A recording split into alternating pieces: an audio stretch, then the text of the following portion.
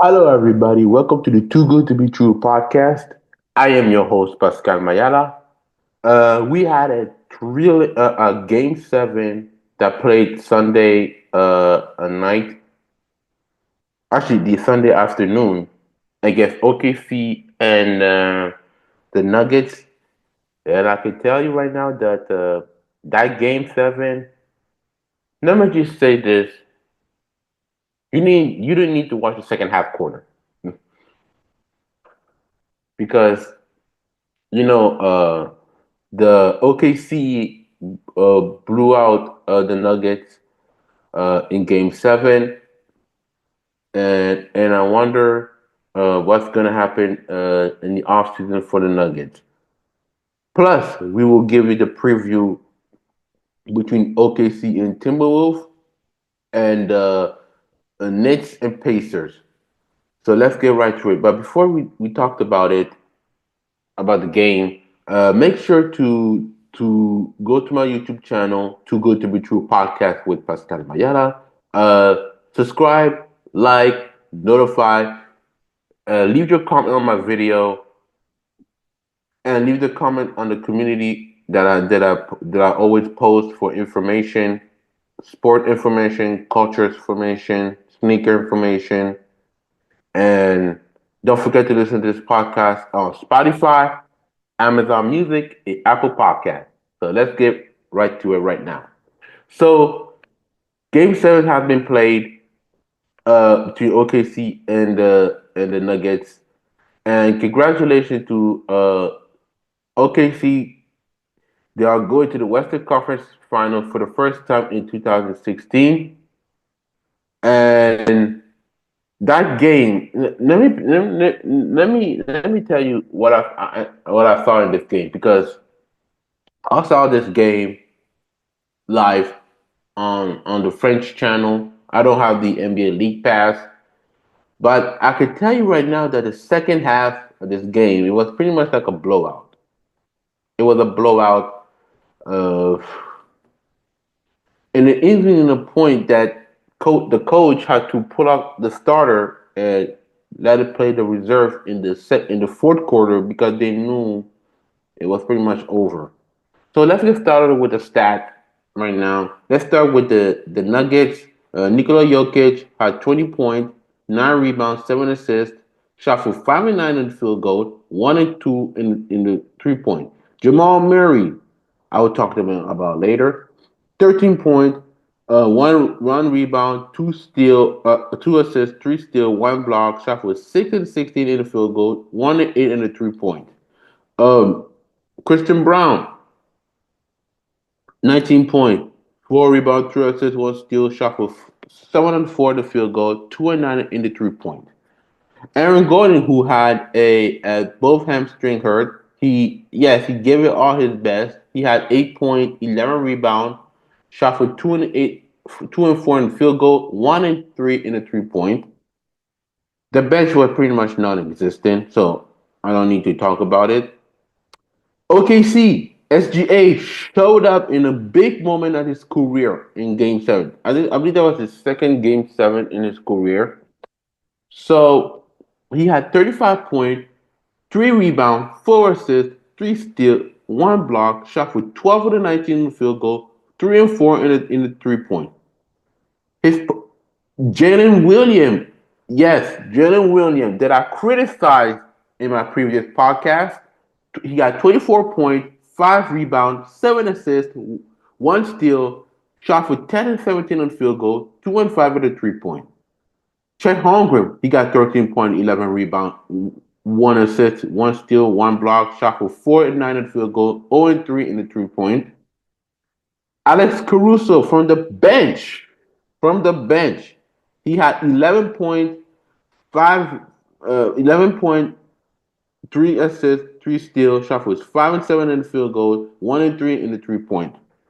So what can I say about this game? I can say that for the Nuggets, other than Jokic and Christian Brown showed up, Jamal Murray, yes, Jamal Murray, Game 7, he did not show up. He did not show up in Game 7, which I was very disappointed. That's why we always said that uh, Jokic need help, and he did not get any help from his second important player, Jamal Murray. He did not showed up. He's non-existent.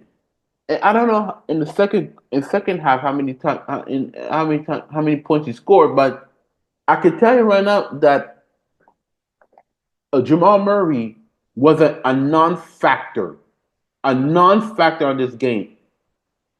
And I don't want to hear uh, uh, people like Aaron Gordon. Yes, he had both hands straight. He did his best what he could with his 8 point in the game and his 11 rebound. So I cannot blame Aaron Gordon. I know Russell Westbrook was pretty much non-existent in this game. He shot for 2 and 7 on the field goal, 2 and 5 on the 3 point, 6 point, 5 rebound, 2 assists. Um, I can tell you right now, if I look at the team stat, compare OKC to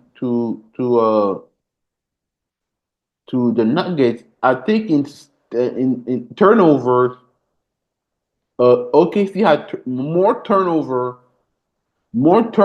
than like what? More turnover than assist. Actually, yeah, than assist. So OKC Nuggets need to go back to the drawing board and think about the offseason because the offseason I think for Nuggets is going to be the Nuggets is going to be very very important for the Nuggets in offseason because you fired Mike Malone, you fired the GM. They need to find a new GM in the offseason and I think a new coach, but I think he's gonna be the future coach um for the Nuggets. Yeah, and I'm gonna say this: kudos to him, kudos to the coach of the Nuggets because it was a difficult choice to do and a difficult thing to do because right at the start of the playoff, yes, he took the Clippers to a game 7 and won the game 7 in a blowout. This one was pretty much the opposite. OKC dismantled the Nuggets, and there was nothing Jokic could do. Actually, there was nothing the starting five couldn't do. I thought in the first half it was I completely blindsided. I didn't see the first half, but they were pretty much leading. If you look at the box score in the first quarter, Nuggets led 26 to 21. I think 5 points in 5 point league in the first quarter. The second quarter, this is where it really started to fall apart. 39 to 20 in the second quarter. Third quarter, 37 to 26. Fourth quarter, 28 to 21.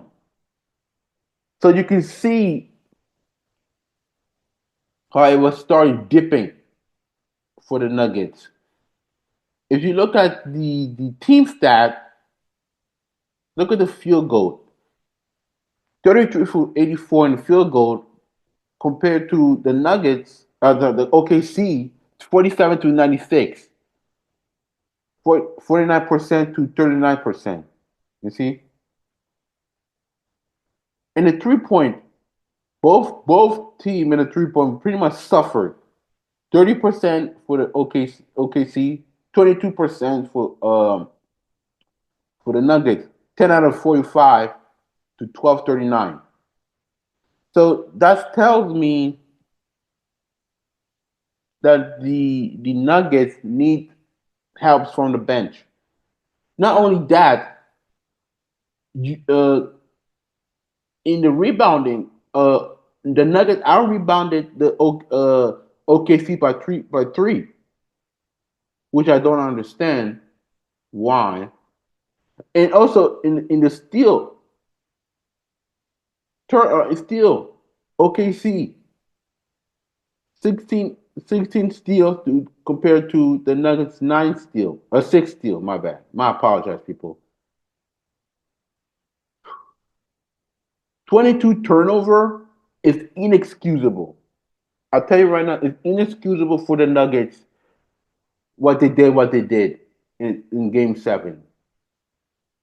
And I felt bad for Jokic because you can see Jokic was very exhausted in this game. So um, this offseason is going to be a crucial decision making in the free agency, looking out to the draft. I mean, they they, they need to figure out something to help Jokic, and they need to find a bench. Those are my opinion for this this Game 7 series.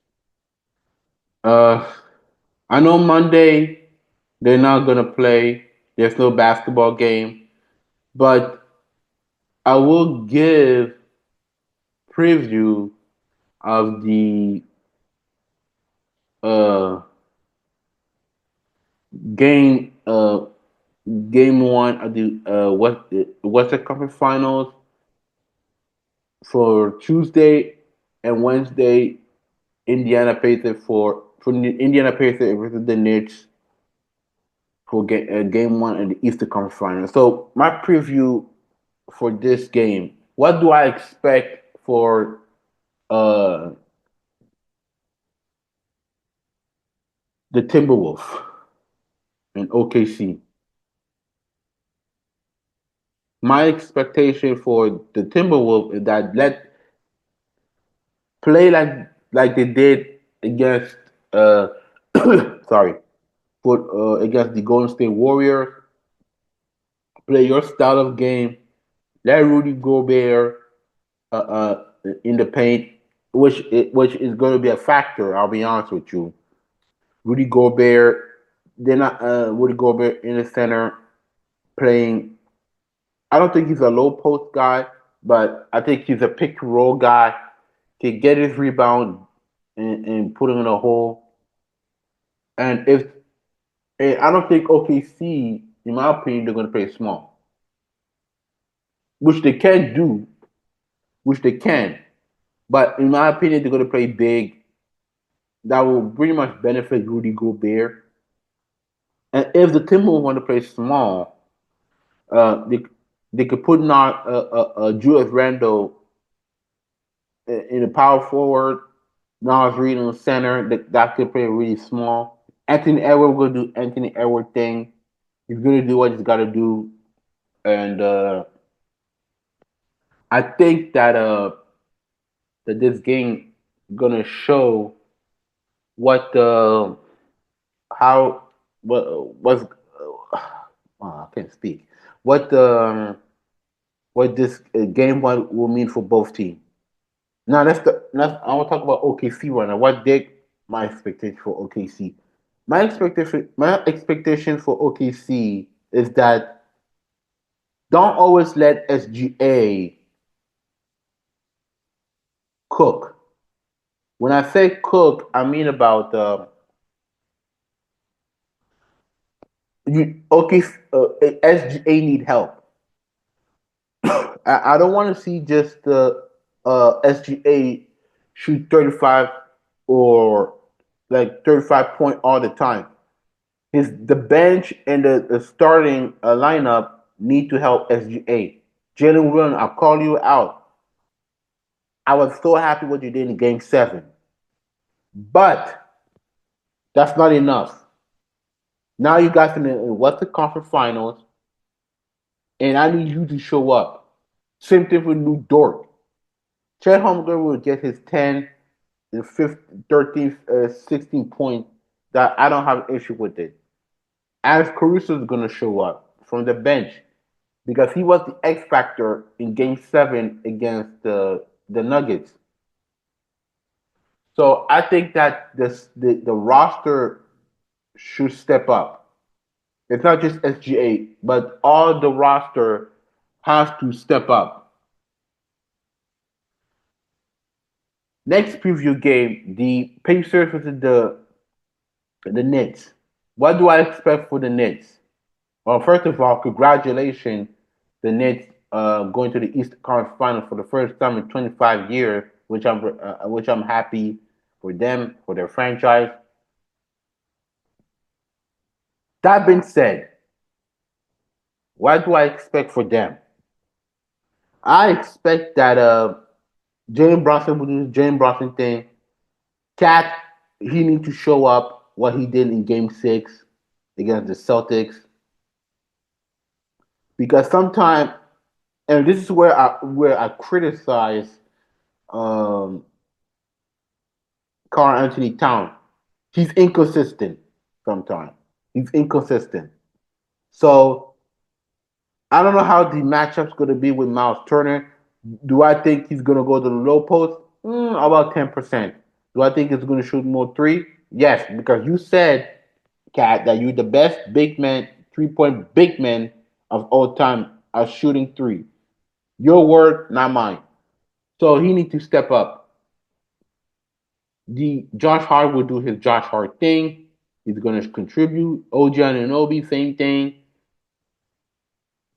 And I said about Jalen Brunson is going to do things, and I hope that he he doesn't get injured, because sometimes when I see him play, I'm worried, and I'm still going to say that I still worry about him when he does go under the basket. At the bench, and I'll call Tom Thibodeau. The defense is great, but you need to evolve your bench a lot in this series. Now for the Pacers, what do I expect? They're gonna play a fast pace, a fast pace. Tyrese Halliburton will do his thing. Pascal Siakam will do his thing. Miles Turner is gonna do his thing, and they're gonna play a fast pace uh, on throughout the court, the first half and the second half. So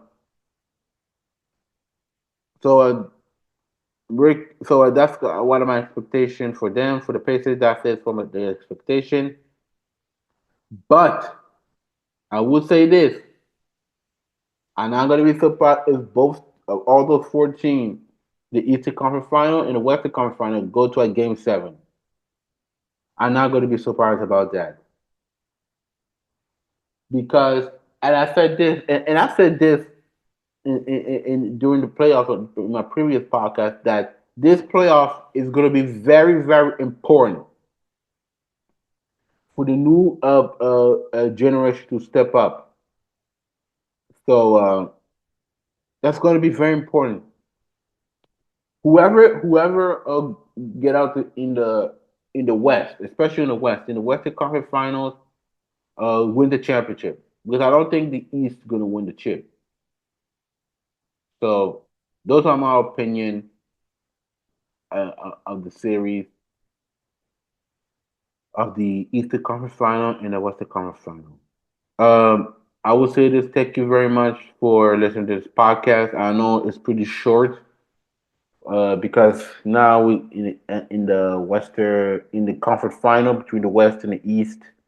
So I hope that after the play up, I believe after the finals, we will get back to our routine like I do all the time, and I hope everybody have a great day wherever you are in the world. I would thank everybody from Canada, United States, France, and all country and all around the world who's listen to this podcast on Spotify, Amazon Music, Apple Podcasts, who follow me around the world, on YouTube. Make sure, yeah, it's pretty dark. It's pretty much dark, yeah, because it is pretty cloudy. So sorry for my video if it is pretty little bit dark, but thank you very much for listening to this podcast. Make sure to follow me on social media at Instagram Pascal underscore Mayala underscore 15. Same thing with Threads. Facebook is Pascal Mayala. X, formerly Twitter, Pascal. No, it's at Belly versus PMM. Let me repeat this. You could go on my X, formerly Twitter, at Belly versus PMM. PMM. You can write Pascal Mayala. And that would say thank you very much, and I'll see you next time.